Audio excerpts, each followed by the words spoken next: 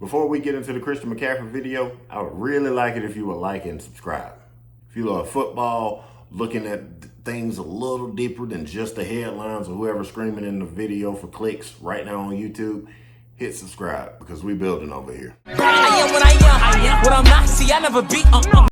Christian McCaffrey is one of the strangest Hall of Fame cases in the NFL. Not because he isn't great, but because he has been great. The question is, has he been great long enough? Because when Christian McCaffrey is healthy, we're not debating whether he's one of the best football players in football. We're actually debating whether anybody else can do what he can. Run between the tackles, catch 100 passes, line up in the slot, beat linebackers, beat safeties, and score touchdowns. And apparently he can also come back from injuries when everybody else has deemed his career over. He's done it a couple of times now. So today, I don't want to just talk about Christian McCaffrey. I want to put the man's entire football life on trial. Stanford, the draft, Carolina, the injuries, the impact, and the most important question of all, if he retired tomorrow, does he end up in Canton? Okay, before San Francisco, before Carolina, before people was checking the injury report every 3 minutes, Christian McCaffrey was destroying football at Stanford. And I don't think younger football fans understand just how strong this guy was in college. Christian McCaffrey rushed for 2,019 yards. He caught 45 passes for another 640 yards. And when you include those returns, he finished with 3,864 all-purpose yards. That's in one season. That's not a running back, that's a glitch. Stanford basically came to this man and said, you want to play running back? Sure. You want to play receiver? Sure. By the end of that season, he was college football's player of the year and a Heisman Trophy finalist, which I might add, I always thought he should win the Heisman over Derrick Henry. But here's where the story starts to get interesting, because despite all that production, there were still questions about can he make it or will he make it in the NFL. Go back and look at how people talked about McCaffrey before the 2017 draft. Everybody knew he was talented, but the NFL loves trying to put people in boxes. Is he a third down back? Is he a punt returner? Can he block? Is he a slot receiver? And McCaffrey basically just answered, yes. But there were concerns. His size, his power. I distinctly remember him bench pressing and everybody threw a fit because he didn't hit the certain number that a running back should hit. All the questions continue. Can he handle an NFL size workload? Can he run between the tackles? Is he big enough? The real conversation was always about his size. But the Carolina Panthers said, we'll figure all that out later. And they took him at 8. Leonard Fournette was the other running back that was in that draft, but he was already off the board. The Jags had already selected him. So with the 8th overall pick in the 2017 draft, the Carolina Panthers chose Christian McCaffrey at 8 for a running back in today's NFL. Because when somebody takes you at 8th overall, you better be good. And McCaffrey was. You better change the offense. His rookie season gave everybody a sneak peek. He didn't explode as a pure runner at the time, but he caught 80 passes. A rookie running back catching 80 passes was definitely a sign of things to come. Then came 2018. McCaffrey rushed for 1,098 yards.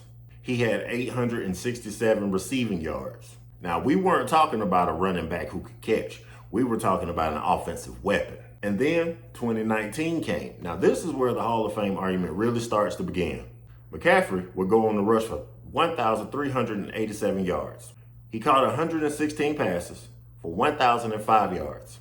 He, by the sheer workload, had joined one of the smallest clubs in all of NFL history. And those 116 catches for 1,005 yards, that set the record for an NFL running back. He was an absolute matchup nightmare. Put a linebacker on him, too fast. You put a defensive back on him, now Carolina can run the football. Move him outside, he's comfortable. Put him in the backfield, you don't know what's coming. And I've always thought because of that, you can't just call him a running back. You have to call him an offensive weapon, period. Then, of course, the body starts sending that bill because that invoice come due at some point. And unfortunately, football always collects on this bill. Father Time is undefeated. 2020, he only plays 3 games. 2021, 7 games. Different injuries, all kind of setbacks. Same conversation. Can he stay healthy? And this is where people started rewriting his football career in real time, because football fans have really short memories. 2019 CMC, unstoppable. By 2021, people said his check engine light was on. Everybody was already calling it on him. And Carolina had another problem on top of that. Even with all of McCaffrey's production, they still weren't winning. So now you got the superstar running back on a team that's not winning while they're rebuilding, who also happens to play a position that the NFL deems extremely replaceable. Something else had to happen. And in October 2022, it did. San Francisco made the call and the 49ers traded for McCaffrey. But they didn't just trade for him. They sent a 2nd round pick, 3rd round pick, a 4th round pick, and a future 5th round pick for a running back. And immediately people started with the questions. Did they overpay? Draft capital matters, and in an age where running backs age very quickly, CMC had already missed a lot of football. But there was one detail everybody forgot. Christian McCaffrey now had Kyle Shanahan. That's like giving a chef every ingredient in your kitchen and saying, hey, be creative, surprise me. A lot of people forget Shanahan's offense is about mismatches and making defenders look stupid. Not just stupid, wrong. Christian McCaffrey makes defenders wrong before the ball is snapped. So that means San Francisco didn't even trade for an offensive player or a running back. They traded for the final piece of a puzzle, a championship puzzle. Now the 49ers version of Christian McCaffrey, you didn't have to wait that long. That Rams game in 2022 where he ran for a touchdown, caught a touchdown, and threw for a touchdown, yeah, that was putting everybody on notice. It was like Christian McCaffrey was out here completing side quests, and Kyle Shanahan couldn't have been happier.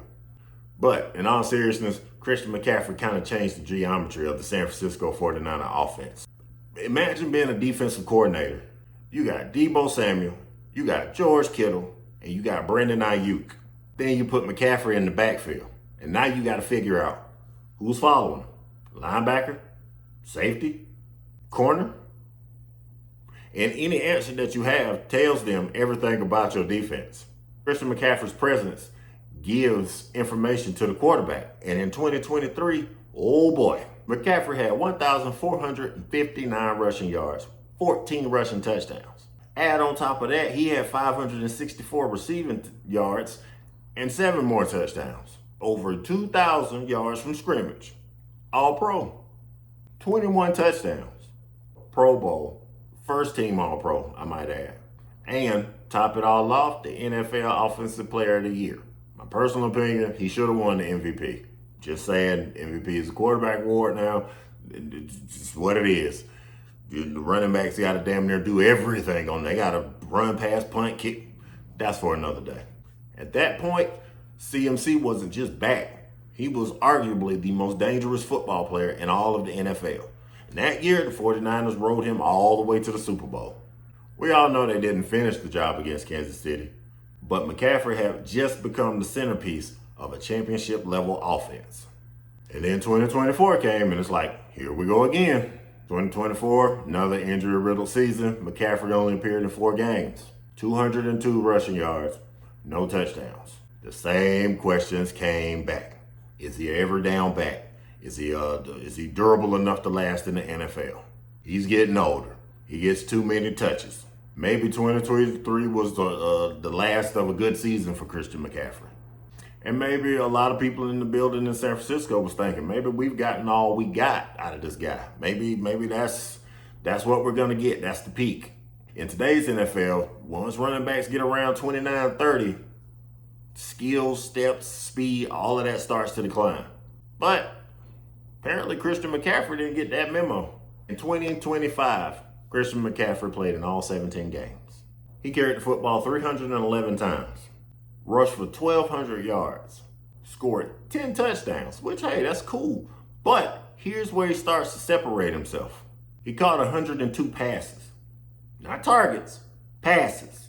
For a wide receiver, that's a Pro Bowl year. He had 924 yards.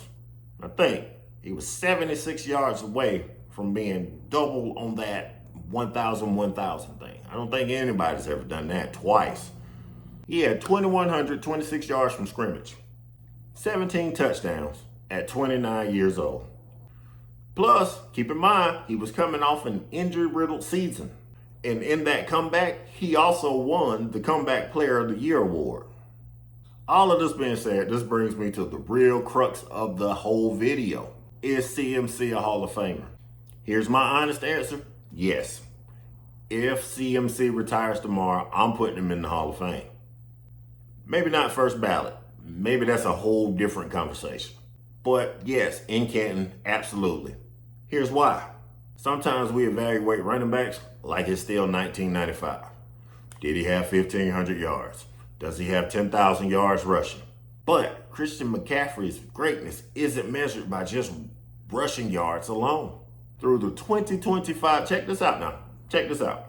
Through the 2025 season, CMC has 7,589 rushing yards to go along with 5,390 yards receiving. That's 13,000 yards from scrimmage. And on top of that, he scored 98 touchdowns. And he's caught 626 passes. There are wide receivers that got drafted this very year that would love to have 626 receptions in their career. There are some that weren't drafted this year that are playing in the league right now that wish they could get 626 passes for a career. CMC did all of that, caught all of those passes while rushing the ball 1,600 times. That's not a running back. That's a football player. But, and I want to be fair, there is an argument against him going in the Hall of Fame. Your best ability is availability. And we have to take into account there are some seasons where he missed due to injury. Those missing seasons matter. They do. And when we, as football fans, compare him to running backs who ran for 13,000, 15,000, hell, even Emmitt Smith with 18,000, his totals don't look overwhelming. And that's a legitimate thing we can talk about because longevity matters. Availability matters. It's the Hall of Fame. And there has to be a place for players whose careers change the way we look at the position we're judging. Terrell Davis is in Canton. Gale Sayers is in Canton. Now, Lawrence Taylor revolutionized the linebacker positions to the point where he changed the way offenses play. Of course, he's in there. So if we look in fairly at Christian McCaffrey, he's done it multiple times. Yes, those monster seasons are separated by injuries. Of course, that's important, but here's the difference. Every time he takes a hit or every time he has one of these seasons, he comes back like a monster the very next season. And that's undeniable. And maybe that's overall going to be his legacy. Not that simply he was a great running back. He redefines what a running back can really be. A runner, a mismatch creator, a receiver, a every down back, red zone weapon. Hell, I remember the game where Brock Purdy got knocked out against Philadelphia and he was the emergency quarterback. I mean, come on. He didn't do very well, but he was the emergency quarterback. And it's something else you got to respect about his career. The man has lived 3 football lives. He had a Stanford football life, he had a Carolina football life, and he had a San Francisco football life. 2025, you could damn near call that the veteran comeback. I feel like that's a fascinating career. So here's where I stand. CMC doesn't need another 5,000 yards for me. I know what I've watched. I've seen him go 1,000, and he almost did it twice. I've seen him become Offensive Player of the year he should have won the MVP. Just my opinion. I've seen him become a centerpiece on a San Francisco 49er championship offense built and spearheaded by Kyle Shanahan. I've seen people question him when he gets injured. Then I've seen him make a comeback at age 29, play 17 games, touch the ball over 400 times, and put up over 2,100 yards from scrimmage. At some point, the resume is just a resume. CMC is one of the best offensive players of his generation. Not running backs, offensive players of his generation. And one day we'll tell the football life or the football story of 2010 to 2020. And when we tell it, we can't tell it without including McCaffrey in there. So yes, if I'm holding a Hall of Fame ballot, Christian McCaffrey is a Hall of Famer. And let's make it even heavier. If he retired today, does he go in first ballot? I have another question. Who you taking in their prime? Adrian Peterson, Marshall Faulk, Christian McCaffrey, LaDainian Tomlinson? Put it down in the comments, because that conversation is one we may need to have next. Put it down in the comments if you want to hear me talk about it. Leave that like and subscribe. Of course, I have 3 now, so shout out to all 3 of my subscribers. Y'all want something from the store? I can grab us something from the store. But like and subscribe. If you're new here, subscribe to FU Philosophy. We're actually thinking about watching instead of listening to what somebody on the media is yelling about 5 minutes ago. I am what I am. What I'm not, see, I never be.